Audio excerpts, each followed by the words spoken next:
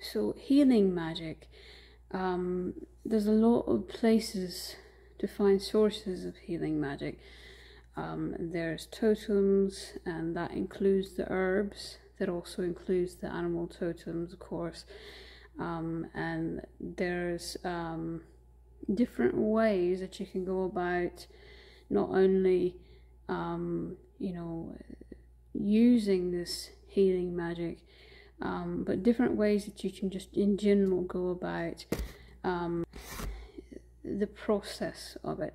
It doesn't necessarily have to be a spell that you go word from word by, although I will say that, and I'll talk about this more when I talk about spells in a different video, I will say that certain things you have to do a very specific and very specific way. You have to say and do a very specific way, and there's no way that you could possibly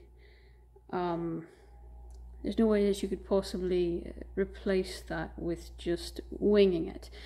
But you know, that aside, okay, it's not the only way to do something of healing magic. A lot of it is actually quite simple.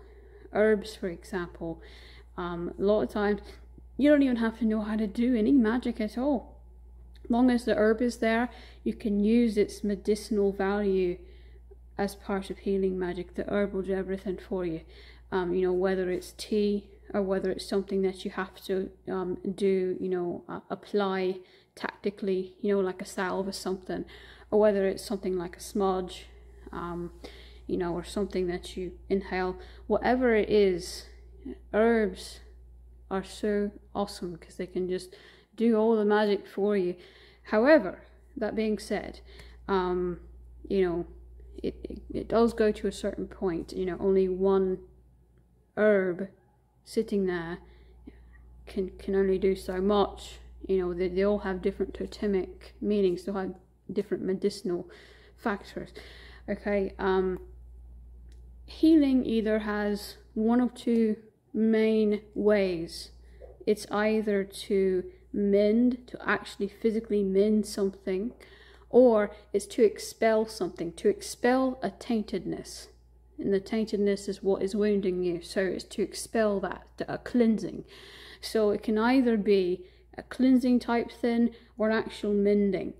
We're going to give an example of both. Okay, if I'm taking the buzzard, or some people call it hawk. It's not a vulture. That's not the one I'm talking about.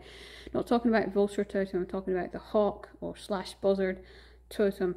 Okay, that has an immense mending property, immense healing property to it. I'd actually even imagine it might actually have some cleansing properties as well. You don't always have to physically do something. So if you cannot find the totem, you know, say you need to find raven magic, but there's no ravens around, so you know, you try to summon one, then it's not going to come sitting on branch or anything because there's none there.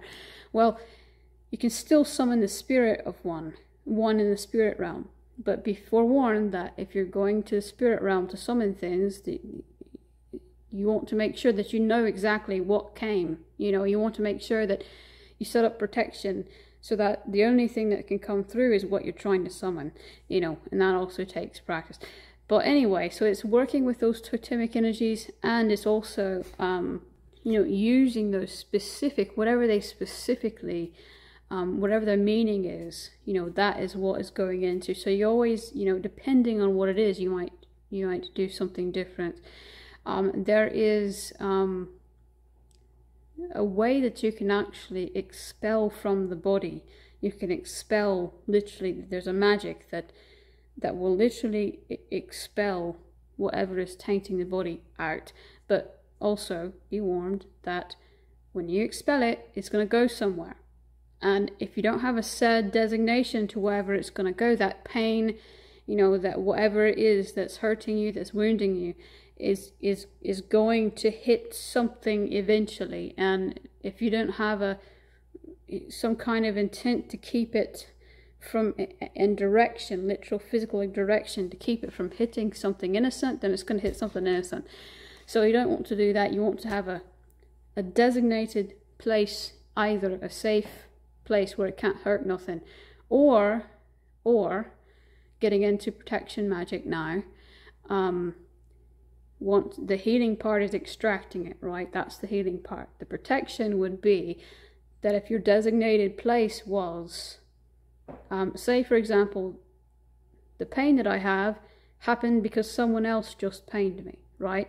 So I can take that pain, I can extract it, that's the healing part. The protection part is taking the pain that I just extracted, that they gave to me, and giving it right back to them. So now they feel it instead of me.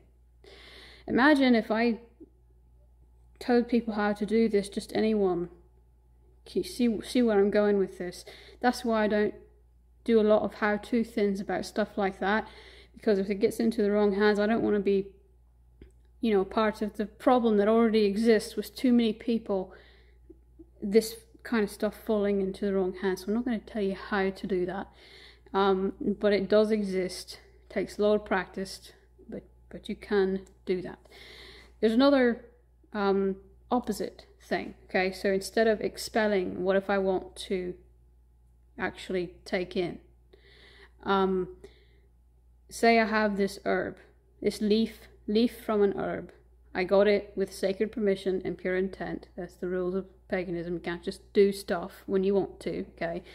So say I have this leaf with sacred permission, I was able to obtain it, and it's in my hand, I close it, and I take all of the medicine from that leaf, or the magic, the medicinal magic from that leaf, and now it's going in, not only into my hand, but into my veins and into my body. So you can do that as well. But again, can you imagine what evil people might want to do with magic like that?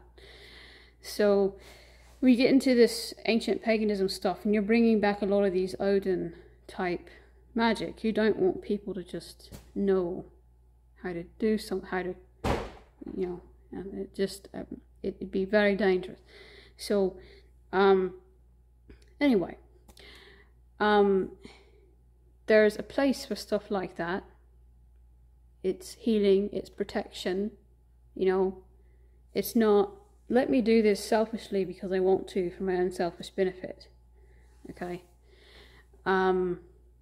So most of healing work can be, in one way or another, linked back to chakras, unless whatever you're healing from has come from an outside source.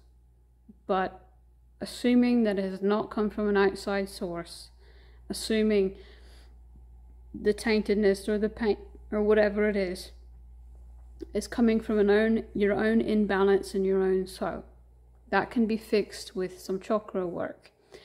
It's hard work, it's not easy, but it takes time, but it can be fixed, okay? So I go back chakras a lot different than most people do. I have different terminology for them. I separate them a little bit different ways, so just be forewarned about that. Your head chakra, if that's imbalanced, you might overthink things, you might fret things too much, you might overanalyze things, you might have a lot of headaches. You know, it's a physical connection, so you might have a lot of headaches, you might not be able to remember things very well, you might have trouble focusing, that sort of thing. And these can go both ways, remember, it can be too much or too little. I'll get to that in a moment. I have what I call a third eye chakra, or a vision chakra. Your vision chakra, usually if that's out of whack, usually that means that you're not listening to your guides, and you're not willing to see the truth in things, and you've become quite blind to things. actually have seen where people that have, I'm not joking, this doesn't happen all the time, but people who have this chakra damaged to an extreme, to a very extreme level, a lot of these people, at whatever time that chakra finally broke, finally shattered, is the time that they literally, physically, literally went blind. So they might have been living their life, you know, with at least some ability to see. And then all of a sudden, they're totally blind. Please, people who are blind does not mean that their chakra is messed up. In fact, I've met some blind people who have extreme amount of vision, even though that they're physically blind. So their vision is just in a different way. They see things in a different way without their eyes. So please, don't think I'm saying that all blind people, that's not what I'm saying, because a lot of them have vision just in a much different way. So, your throat, or what I usually call your voice / breath chakra, if that's out of whack, you either are voicing your opinion too much and not enough. You might not listen to anyone else but yourself, or you might feel like you never listen to. Again, it can go both ways. But if it's imbalanced, it's imbalanced. Either way. You may feel physically like you're short of breath, that you can't breathe very well. You might have some swallowing issues. You might even have some vocal cord issues. Spine chakra, we'll talk about that next. The spine actually connects all of you together. So if your spine chakra is out of whack, then you might actually have sort of like a severed soul. You don't really know who you are, and your soul is so shattered that it's not whole. It's just kind of broken in different pieces. And let's see, we'll go into, oh, your back is going to hurt. If that's the case, you have a lot of back pain, a lot of maybe neurological pain, I don't know. And let's go into the stomach. Back up. The heart. Let's go into heart now. The heart chakra usually is, when that's in balance, as a result of either not having enough compassion for others, or having too much negative emotions, or not having enough emotion, period. Like you feel like a robot, you feel numb. If you feel flat out numb, something really wrong is happening. If you feel numb, that means your heart is where the core of your soul is. So if you feel numb, that means that you don't have your entire soul with you. Part of your soul has literally shattered off and broken off. It's kind of in limbo, and it's not with you. In very extreme cases, that part that splintered off, if it's splintered off for long enough, it might actually die, and you can't even get it back. But usually you can do some work to get it back if it's splintered off. Another story for another day. You're going to have a lot of chest pain, a lot of heart pain, a lot of pulmonary issues, typically. Your stomach chakra is usually when you have either too much self-worth or not enough. And so you're either really arrogant, really selfish, or you have absolutely no value in yourself at all.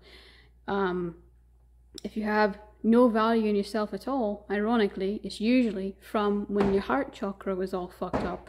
Maybe temporarily your heart chakra wasn't working properly.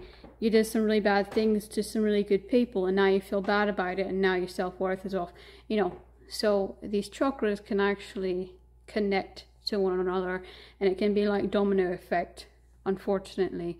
So if one starts to go, the others sometimes start to go as well.